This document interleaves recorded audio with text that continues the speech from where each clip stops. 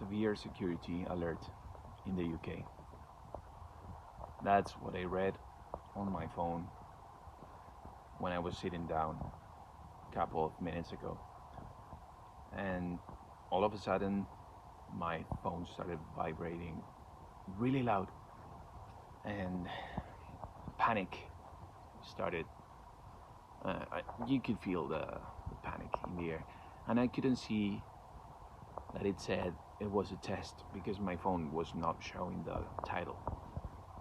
And immediately I started hearing some voices from my spirit guides and explaining something to put some context on what is going on and actually reflect and marinate the state of being and presence I was into. So I really want to share this with you because I find this trigger to be a very beautiful and important opportunity to see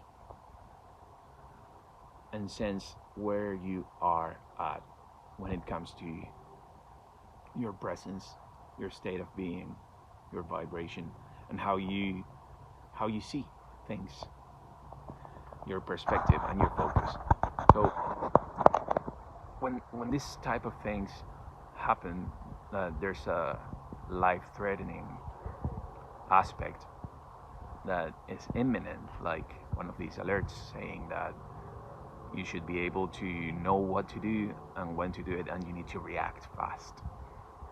Sometimes, if we're out of presence and we are in our heads worrying about something, when we read this, there's like a sudden, it's like an ice bath. You turn on the water, it's really cold, and it's like shocking. And sometimes, if we are still conditioned to believe our emotions and our bodily sensations, the first thing is we're gonna do is panic. But there's an inner knowing that it almost feels like a dopamine release that will tell you otherwise, will tell you that if you keep and remain in a state of calm, you'll be able to have more clarity in order to act when there's a threat, in order to respond but not react to or from the emotion of fear and alertness. So you can remain in a peaceful state, alert state. You are available, your body is available 100% to have the clarity to know what to do and when to do it. So when things like this happen, I believe these are opportunities to connect with your body in order to be ready to take action if needed,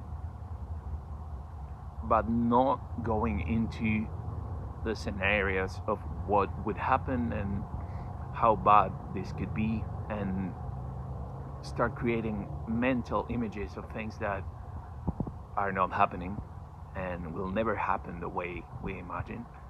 So instead of creating that suffering, we have the opportunity of transcending those beliefs and those fears immediately. So when the alarm rang, I was thinking, okay, if I had to take just one or two things with me, or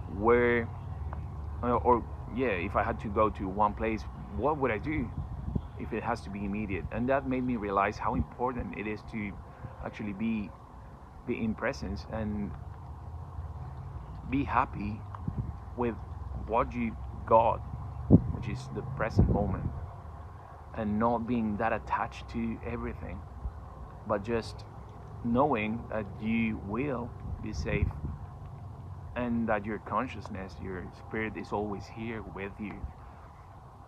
So our consciousness is evolving, and if you choose to open your heart, you can live in a higher consciousness state of being, which is the new world. So in this sort of split between your heart and your head, 3D and 5D, if you want to call it that way, it is so important to use these opportunities in order to always choose your heart.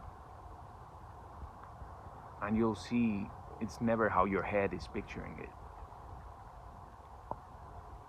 So use this as fuel in order to connect with yourself.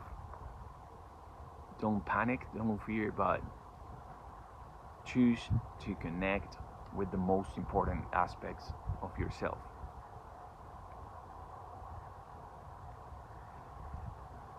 And if I had to choose a place to go and who to go with, and I had to react to an emergency, I would be able to have more clarity if I was not in a state of fear and fight or flight. Because again, the fight or flight response, the thing is, I mean, it's a clear survival mechanism, and that's great.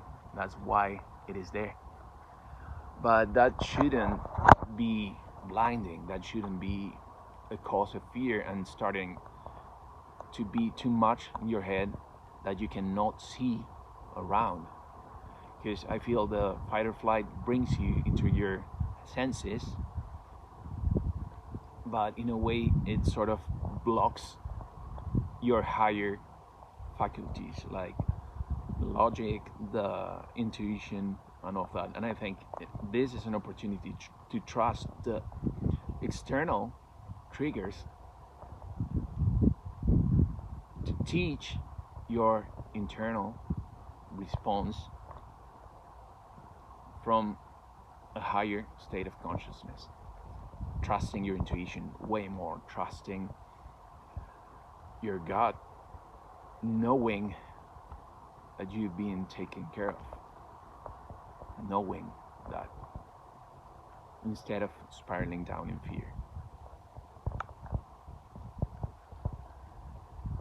So don't panic, be present, respond accordingly, and know that it's also another confirmation, which is maybe we worry too much about the material things, and maybe we worry too much about our loved ones, and these are all mental scenarios. Those are not real. Those are never real. So don't create stuff in your head that is going to consume the energy you have in order to respond and take care of situations that are immediate or imminent. Instead of that, get that energy back in order to be present, and if the energies are too intense, you'll have that energy with you. It's going to be a protection.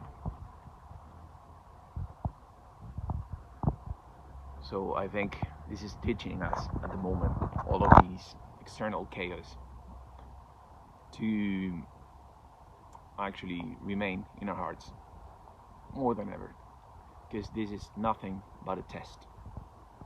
This is nothing but a test, and the test is within you, because you are the one choosing to do one thing or the other. So teach your body to sit, or teach your body to be present. Be physically available, but be present. Don't let fear and anger and doubt and being greedy or any of those lower emotions control you. Acknowledge them, say thank you, but be present and ready. And then you'll see that when you come back to presence, when you come back to a peaceful state of being, when you come back to your breath, remember always the 3, 1, 2, 3, through your nose, longer exhalation, and then less breaths per minute. It's gonna allow you to go back into your parasympathetic nervous system, so you're not gonna be triggered, and then you'll see with clarity what to do. And again, as I was saying, when there's not a danger in your head, you will perceive whatever is happening externally with more clarity, and clarity is what you need to respond. So I think this is just a beautiful opportunity for us to acknowledge what's important, to connect with spirit, and don't give in to the external forces, the external pressure, the pendulums of society and their collective energy of desperation, hopelessness, and fear. You're safe, you're fine.